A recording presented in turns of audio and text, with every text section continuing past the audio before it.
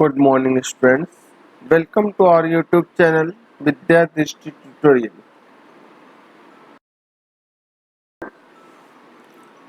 तो स्टूडेंट जैसा कि हम लोग पढ़ रहे थे NCERT chapter number 9 ray optics and optical instrument. तो इसी चैप्टर पे आज हम लोग कुछ न्यूमेरिकल प्रॉब्लम्स जो कि एनसीईआरटी पे बेस्ड होंगे उनको आज हम लोग प्रैक्टिस करेंगे। तो आइए कुछ न्यूमेरिकल्स प्रैक्टिस करते हैं। क्वेश्चन नंबर 1, सबसे पहले आप देखिए स्क्रीन पे क्वेश्चन नंबर 1 आपको दिख रहा है। A tank is filled with water to a height of 12.5 centimeter. The apparent depth of a needle lying at the bottom of the tank is measured by a microscope to be 9.4 centimeter. What is the refractive index of water? If water is replaced by a liquid of refractive index 1.63 up to the same height, by what distance would the microscope have to be moved to focus on the needle again? तो सबसे पहले हम बात करेंगे apparent depth की। तो apparent depth होती है रियल डेप्थ और refractive index of water with respect to air का रेशियो जो होगा वो आपका apparent depth देगा। तो यहाँ पे apparent depth 9.4 सेंटीमीटर दे रखा है, रियल डेप्थ 12.5 सेंटीमीटर गिवन है। तो यहाँ पे refractive index of water with respect to air will be equal to 12.5 upon 9.4, that is equal to 1.33. Now if the water is replaced by the other liquid, the apparent depth will change and microscope will have to move further to focus the image with new liquid. Apparent depth is equal to real depth upon refractive index of that liquid with respect to air. So apparent depth is equal to 12.5 upon 1.63 and that will be equal to 7.67 centimeter. Now the microscope will have to shift from its initial position to focus on the needle again, which is at 7.6 centimeter depth.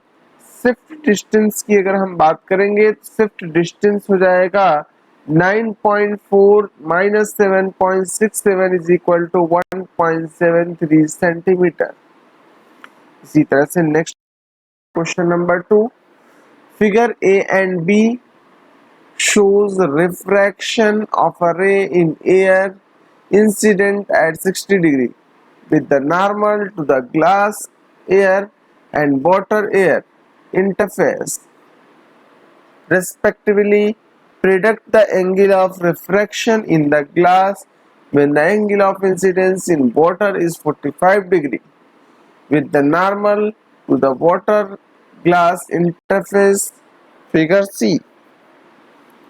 तो A, B, C तीन condition दिख रही है figure. यहाँ पे first part अगर आपको देखिए तो refractive index of glass with respect to air क्या आ जाएगा sin 60 अपॉन sin 35। इसको सॉल्व करेंगे तो ये हो जाएगा आपका 0.86660 अपॉन 0.5736। इन दोनों का रेशियो लेंगे तो ये हो जाएगा 1.51। नाउ स्नेल्स लॉ के according refractive index of water with respect to air sin 60, यहाँ पे देखिए sin 60 अपॉन sin 47, इसका रेशियो लेंगे तो आ जाएगा 1.32। Now the light beam is incident at an angle of 45 degree from water to glass. तो यहाँ पे 45 टू ग्लास, तो यहाँ पे क्या जाएगा sin 45 अपॉन sin r, मान लीजिए फाइंड आउट करना है। और this is equal to refractive index of glass with respect to water, that will be equal to 1.51 upon 1.32। इन दोनों का रेशियो हो जाएगा आपका। यहाँ से साइन आर की वैल्यू आप कैलकुलेट कर लोगे, दिया जाएगा 0.6181, that is R is equal to 38.2 degree approximately.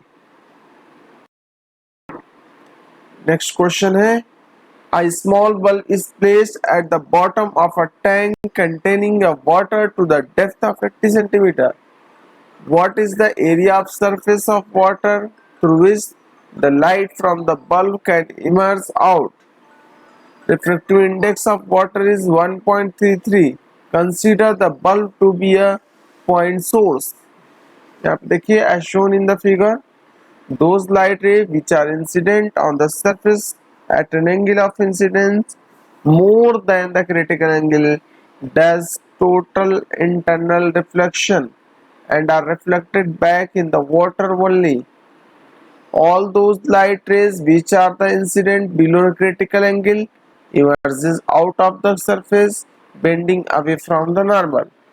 All those light beams which are incident at the critical angles grazes the surface.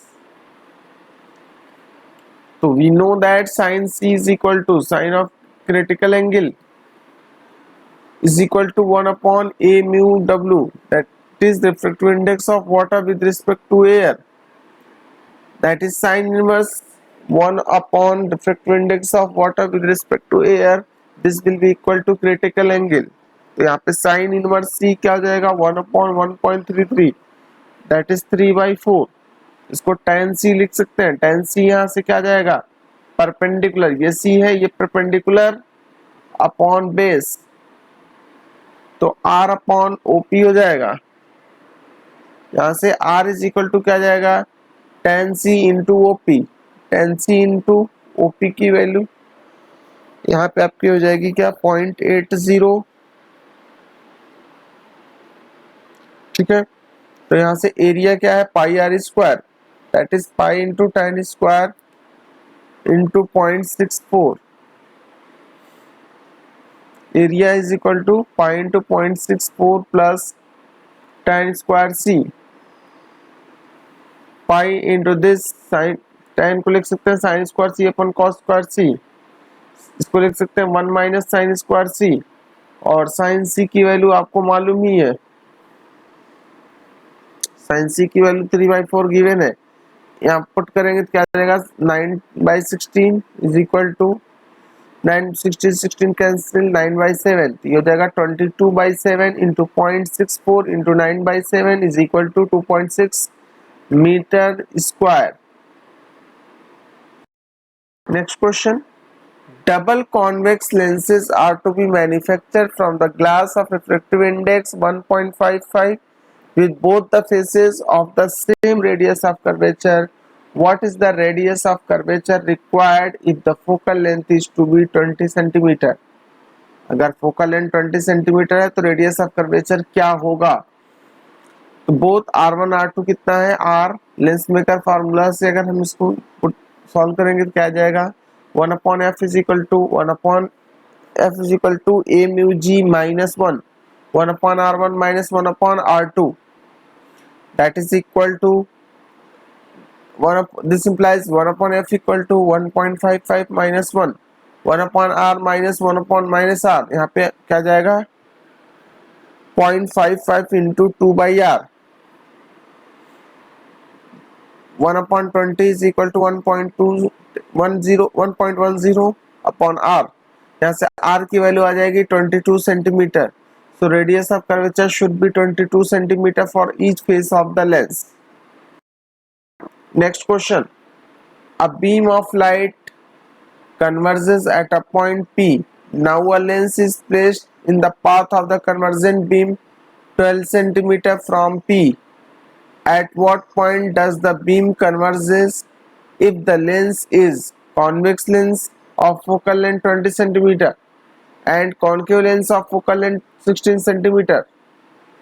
The convex lens is placed in the path of convergent beam. तो उस case में क्या होगा, ये figure आप देखिए, तो ये क्या करेगा इसको फर्दर और कन्वर्ज करेगा, यानी कि पहले अगर इसका कन्वर्जन यहाँ पे हो रहा है, यहाँ पे कन्वर्ज हो रहा था, तो अब ये यहाँ पे कन्वर्ज होने लगेगा.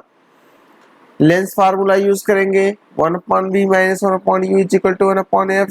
तो यहाँ से 1 upon v minus 1 upon plus 12 is equal to 1 upon plus 20, that is equal to 1 upon v is equal to क्या जाएगा 1 upon 20 plus 1 upon 12, ये हो जाएगा 3 plus 5/60, that is V is equal to 60 by 8. This will be equal to 7.5 centimeter. The image one is formed by the further converging beam at a distance of 7.5 centimeter from the lens. 12 centimetre पर पहले form हो रहा था, अब कितने पे form होगा? 7.5 centimetre. Second part है इसका, अ कॉन्केव लेंस अगर प्लेस कर दिया जाए तो वो इसको क्या करेगा? डाइवर्स करने का काम करेगा। यहाँ पे लेंस फार्मूला यूज करिए, तो लेंस फार्मूला यूज करने के बाद आपको क्या मिलेगा? इमेज की पोजीशन 48 सेंटीमीटर, यानी कि अगर यहाँ से यहाँ तक ये 12 सेंटीमीटर पे इमेज पहले फॉर्म हो रहा था, तो अब 48 सेंटीमीटर पे फॉर्म होगा, यानी कि image is form diverged rays at the 48 centimetre away from the concave lens, यानी उस कॉन्केव लेंस या कन्वर्जिंग लेंस से 48 सेंटीमीटर अवे फॉर्म होगा।